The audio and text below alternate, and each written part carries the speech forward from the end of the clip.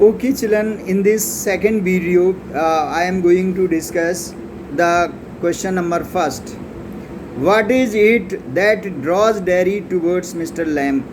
ऐसी कौन सी चीज़ थी जो डेरी को लैम्ब की तरफ खींच के ले आई इन स्पाइट ऑफ हिमसेल्फ? क्योंकि डेरी जो है वो कहीं भी dairy never stayed in front of any one. He was avoiding gathering, avoiding people, avoiding company of any other person. He wanted to stay all alone. Loneliness he loved and liked.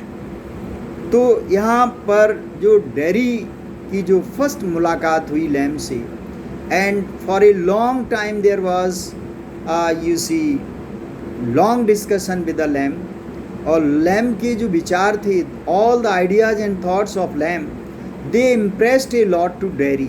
Dairy को बहुत इम्प्रेस किए. Perhaps Lamb was the only person, first person in his life who changed him completely. इसीलिए वो उसके पास दोबारा वापस आता है.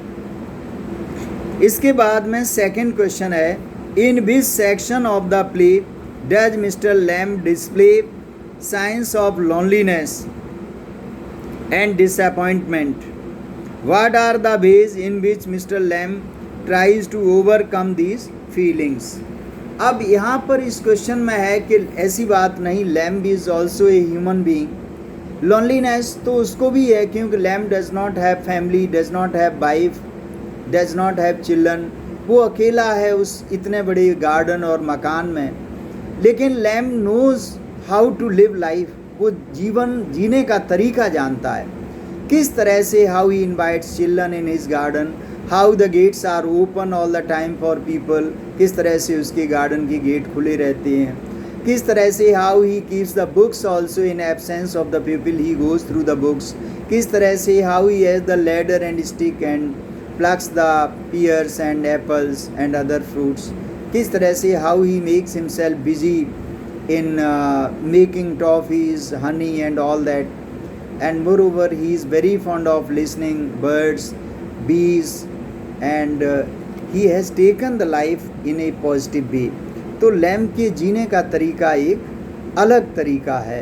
वो कभी भी अपने आप को अकेला नहीं पाता. He never finds himself alone in his life. अब इसके बाद में now we are going to do the third question. Third question क्या है?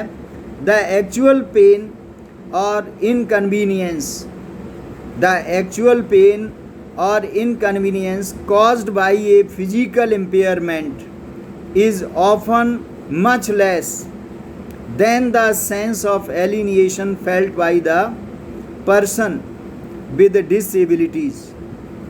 What is the kind of behavior that the person expects from others? होता क्या है कि समाज में जो डिसेबल्ड लोग होते हैं वो अपनी ज़िंदगी को अच्छा तो जी लें, लेकिन लोगों के रिमार्क उनके ऊपर दया दिखाते हैं. कुछ लोग उनके ऊपर, कुछ लोग उनको बेचारा कहते हैं. तो ये जो जो डिसेबल्ड पर्सन है वो अपनी लाइफ में दुखी क्यों रहते हैं? Why they are so sad? अगर ये जो उनके पड़ोस के लोग हैं और अदर पीपल हैं, इन डिसेबल्ड पर्सन्स को एनकरेज करें, उनको इंस्पायर करें, तो they can lead a very happy and peaceful life. लेकिन वो हमेशा, जैसे डेरी के केस में वो बता रहा है किस तरह से लेडीज़ उसके ऊपर रिमार्क करती थी कि इसके चेहरे को कौन पसंद करेगा, हु वुड लाइक टू किस हिम एक्सेप्ट हिज मदर.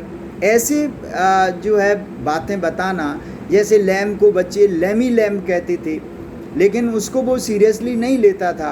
बच्चों को फिर भी वो इनवाइट करता था, एप्पल देता था. और अगर कोई ब्लाइंड है तो अगर उसको ब्लाइंड है फिर उसको कोई कहे अंधा.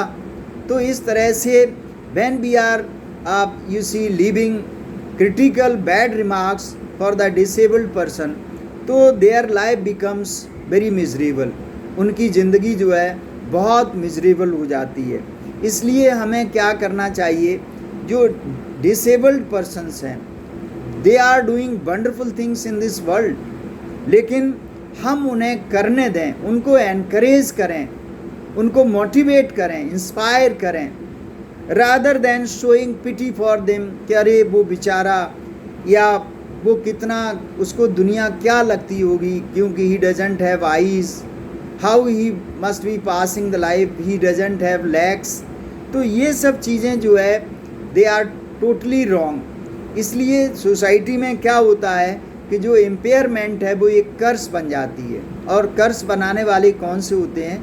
दे are the other persons. I hope you understand the gist which I am explaining.